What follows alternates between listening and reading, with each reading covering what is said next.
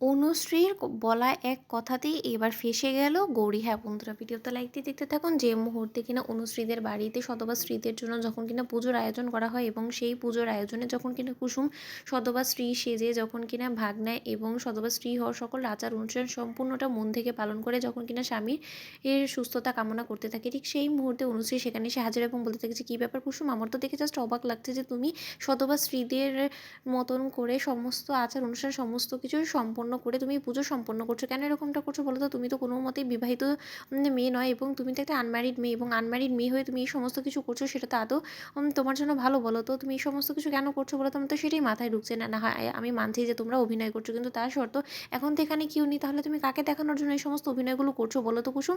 তুমি কেন সধবা স্ত্রীদের মতন সমস্ত রীতিনীতি মেনেই পুজো সম্পন্ন করছো? এটা তো তোমার জানা উচিত যে এই গোটা পুজোটা হলো গিয়ে তারাই করতে পারে যারা কিনা বিবাহিত, এবং তুমি তো কোনো মতে বিবাহিত না। কি ব্যাপার কুসুম, তুমি কি আমার কাছে কি কিছু লুকোনোর চেষ্টা করছো? না, যদিও আমার তোমার পার্সোনাল লাইফে নিয়ে কোনো রকম কোনো মাথা ব্যথা নেই, কিন্তু তার শর্ত আসলে তোমার আর কিছুদিন আগে তোমার উপর দিয়ে যে ঝড় বয়ে গেলো তার পরবর্তীতে তুমি এরকম সধবা স্ত্রীদের মতন সম্পূর্ণ আচার অনুষ্ঠান সব কিছু মেনে এই পুজো সম্পন্ন করছো। তো তার জন্যই আসলে আমি তোমাকে এই প্রশ্নটা করলাম। ঠিক সেই মুহূর্তে অনুশ্রী এই সমস্ত কথায় কুসুম ঘাবড়ে গেলেও তার পর মুহূর্তে অনুশ্রী পিসিমণি যখন অনুশ্রীর এই সমস্ত কথা শুনে ফেলে এবং অনুশ্রী পিসিমণি যখন বলতে থাকে যে কী বললি তুই এক্ষুনি অনুশ্রী, তুই কি ওকে আগে থেকে চিনিস? নয়তোবা তুই এটা বললি কেন যে ও একটা অবিবাহিত মেয়ে, এবং অবিবাহিত মেয়ে হয়ে ও বিবাহিত মেয়েদের মতন সমস্ত আচার অনুষ্ঠান সম্পূর্ণ পালন করছে এবং নিজের স্বামীর মঙ্গল কামনা করছে, এই সমস্ত কিছু কেন করছে? আমি পরিষ্কার শুনেছি অনুশ্রী, তুই কথা ঘুরানোর একদম চেষ্টা করিস না। কি বললি তুই?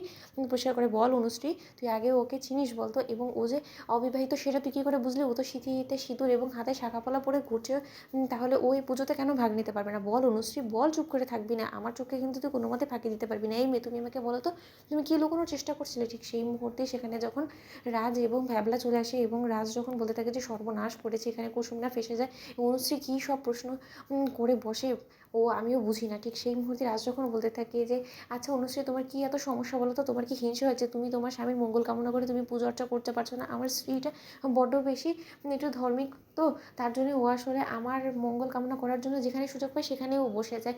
পিসিমণি কেন যে আপনাদের বাড়ির মেয়ে বুঝতে পারেন আমি সেটাই বুঝতে পারছি না। ঠিক সেই মুহূর্তে গৌরী যখন বলতে থাকে যে পিসিমণি আপনি হয়তো বা ভুল বুঝছেন, কারণ আর যাই হোক না কেন এখানে সধবা স্ত্রীদের সকলের একসঙ্গে জড়ো হওয়া দেখে আমারও লোভ হয়ে গেল, এবং আমিও আর আর কোনো রকম কোনো নিজের লোভের উপরে না কন্ট্রোল রাখতে পেরে আমিও এখানে বসে গিয়েছি আমার স্বামীর মঙ্গল কামনা করে। আর যাই হোক না কেন সধবা স্ত্রীদের এর তো একটাই কথা থাকে যে তার স্মৃতি সেতু যাতে চিরকাল অক্ষয় থাকে, এবং সেই চেষ্টাতে আমিও এখানে বসে গিয়েছি। এবং অনুশ্রী যে সমস্ত কথা বলছে সেটা হয়তো আপনার শুনতে ভুল হয়েছে। ঠিক সেই মুহূর্তে অনুশ্রী বলতে থাকে যে হ্যাঁ পিসিমণি, আমি তো অন্য কারো কথা বলছিলাম।